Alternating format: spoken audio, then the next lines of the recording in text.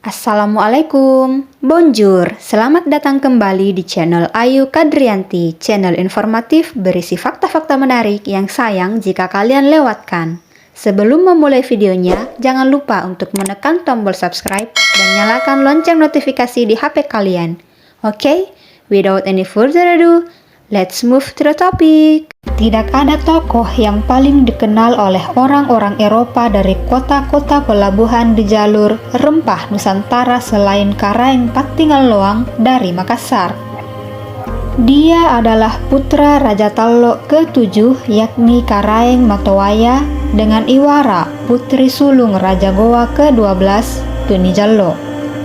Seorang pemuda yang haus pengetahuan dengan nama lengkap I Mangada Cina, I Daeng, I Bakle Karaeng Pattingaleoang, Sultan Mahmud Tumenanga Ribonto Biraeng. Sejak usia 18 tahun, dia meminta orang-orang Inggris untuk mengirimkan kepadanya penemuan-penemuan terbaru teknologi perkapalan Eropa. Karena talenta kepemimpinan dan pengetahuan yang luas, Pattingaleoang muda sudah diberikan tanggung jawab untuk mengurus daerah ujung tanah di Makassar. Jabatan itu ia emban sebelum menjadi Raja Tallo. Barulah pada usia 39 tahun, dia dilantik menjadi Raja Tallo yang sekaligus menjabat sebagai Perdana Menteri Kesultanan Goa mendampingi Sultan Malikus Said. Begitu penting posisi tokoh ini sebagai calon pemimpin Kesultanan Kembar Goa Tallo sehingga dalam Lontara Goa disebutkan bahwa "Aku hanya mau menjadi raja bila Tumenanga Ribonto Biraeng mendampingi saya memerintah dan apabila dia juga memimpin semua rakyat banyak." Pattingaleoang sangat dikenal oleh orang-orang Eropa dibandingkan dengan raja-raja lain sezamannya. Dalam sumber asing, dirinya bahkan memiliki julukan Bapak Makassar. Hal ini terjadi bukan hanya karena dirinya merupakan raja yang selalu berinteraksi dan sangat baik kepada semua orang asing yang datang di negerinya, tetapi terutama karena semangat belajarnya yang luar biasa dalam mempelajari ilmu pengetahuan Eropa. Sesuatu yang tidak lazim ditemukan di kalangan raja-raja Nusantara pada masanya. Berbagai hal untuk memiliki peranti pengetahuan pun dilakukan oleh Pattingaleoang, di mana pada tahun 1644 dia mengirimkan 11 bahar kayu cendana senilai 660 real menuju Batavia untuk diteruskan ke Belanda sebagai alat pembayaran. Peranti pengetahuan yang dimaksud adalah 2 bola dunia, sebuah peta dunia besar yang keterangannya ditulis dalam bahasa Spanyol, Portugis atau Latin, sebuah atlas dunia, 2 buah teropong berkualitas terbaik dengan tabung logam ringan, 12 prisma segitiga, 3-40 tongkat baja kecil, dan sebuah bola tembaga atau baja.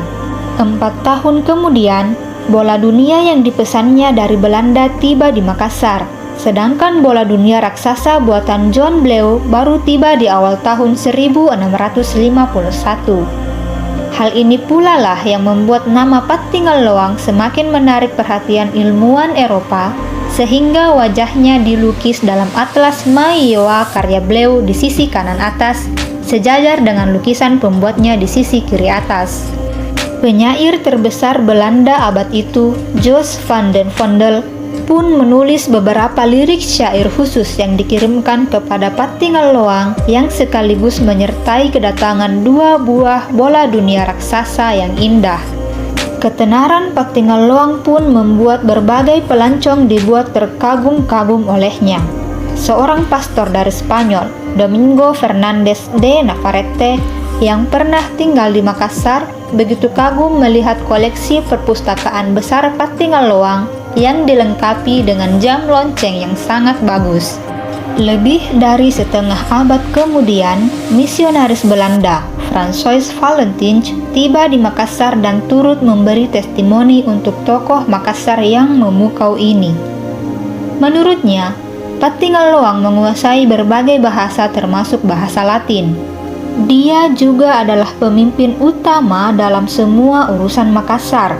Hal ini juga berdampak pada hubungan Makassar dengan Belanda terjalin baik selama ia mendampingi Sultan Goa, yakni Sultan Malikus Said.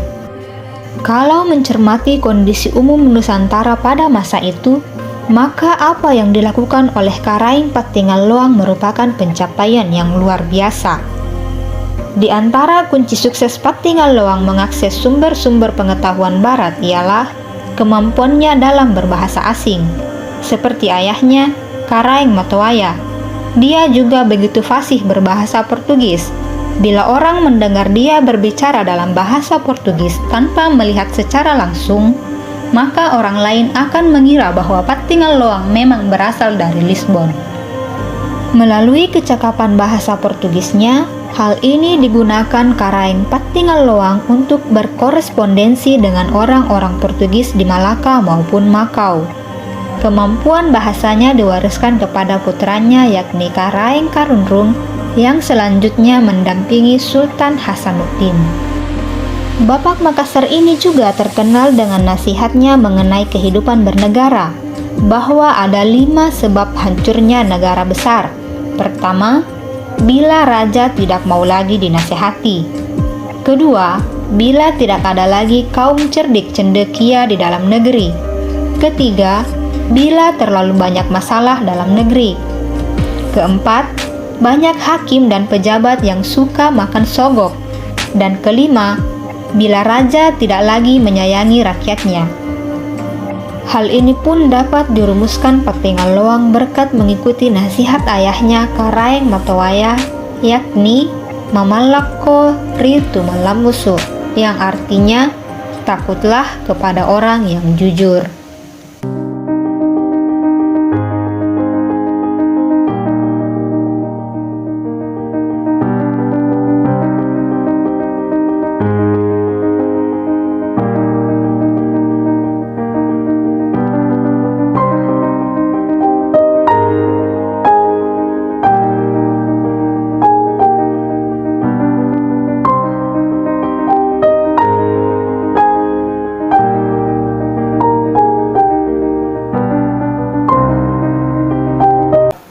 Semoga informasi ini dapat menambah wawasan kalian.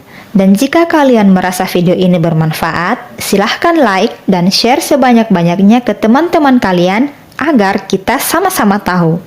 Nantikan video selanjutnya. Thanks for watching. Wassalamualaikum.